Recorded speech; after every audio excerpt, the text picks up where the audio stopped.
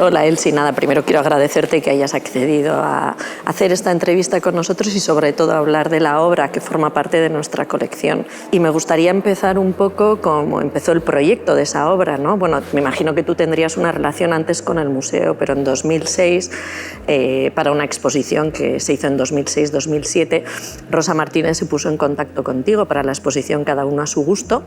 Estaba Aimar Arriola en aquella época en el museo colaborando con Rosa. Y hablaron contigo de la posibilidad de hacer una obra que formase parte de nuestra colección.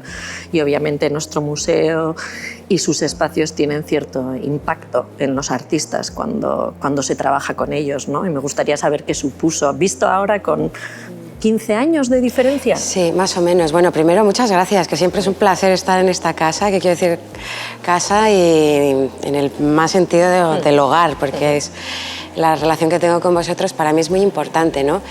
Y hablando un poco de los años, de la perspectiva, yo llegué a Bilbao en el año 1997, cuando se inaugura esta institución, esta casa en Bilbao.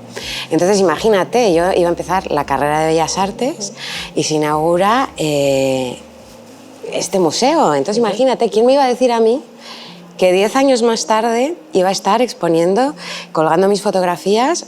Claro, yo visité este museo cuando ni siquiera sabía que me iba a dedicar a la fotografía.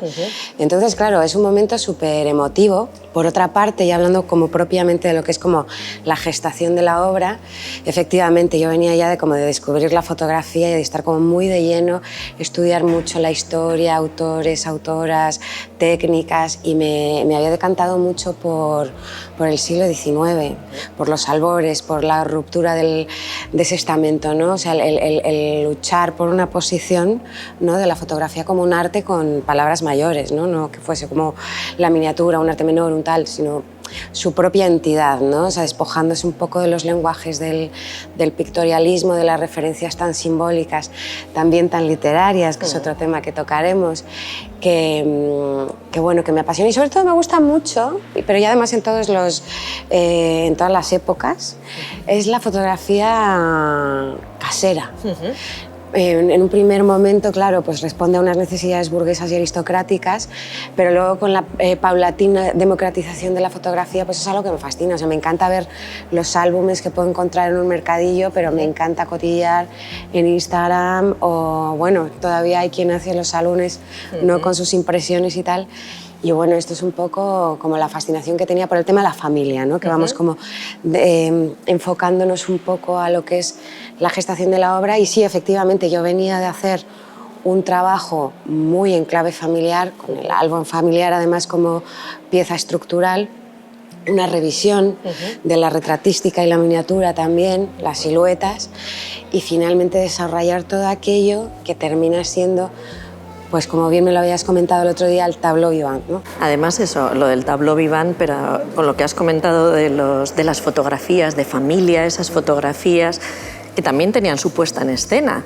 Y lo que realmente haces en esta obra es ir más allá de en tu serie anterior en Relatives, era más bien eran la figura o era el recorte de la silueta. Sin embargo, aquí es una puesta en escena con todos estos personajes, las relaciones que se establecen entre ellos, los objetos que decides para que estos personajes se relacionen y también las expresiones y todo lo que sucede alrededor. Y tienes que tomar muchas decisiones, no es la decisión de una silueta, sino que va mucho más allá. Y me imagino que todas esas decisiones te llevaron un proceso muy complicado, elegir los objetos, las personas, que son muchas personas que forman parte de tu universo además. O sea, no son seres desconocidos para ti, pero además son seres que tú en ese aspecto eliminas esas relaciones, ¿no? Y creas unas nuevas. ¿Y cómo sucedió toda esa génesis del proyecto? Sí, partiendo de la serie de Relatives, ¿no? Ahí hay una cosmogonía, ¿no?, como una estructura como de mirar una constelación, ¿no? O sea, tú miras al cielo y ves un montón de estrellas que puedes tener más o menos información o no, pero bueno, tú ves una composición con unas claves. Siempre he tenido mucha preocupación por las vanitas, los bodegones, las construcciones simbólicas y resignificarlas, reificarlas, romperlas, volverlas a construir. Entonces, en esa clave se van dando como la selección de los elementos para los personajes. No así con los personajes, claro, estaba hablando de familia. Y como el dolor estructural y el dolor somático, pues la familia estructural y la familia elegida, ¿no?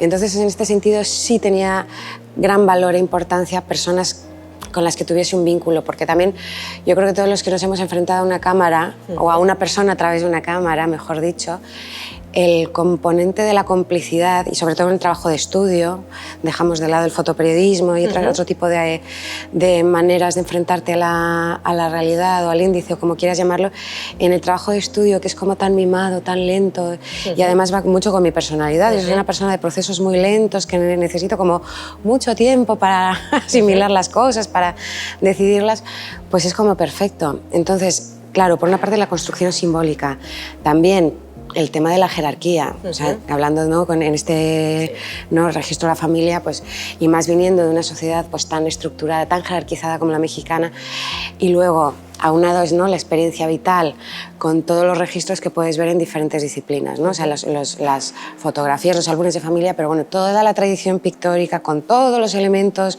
de ostentación de estatus y tal, pues bueno, eso va a generar pues una serie de elección de elementos que hacen guiños, en algunos casos, algunos elementos que pueden ser como muy identificativos pues, del barroco español, de la pintura flamenca y de todo esto, o elecciones un poco más personales y más menos conocidas, ¿no?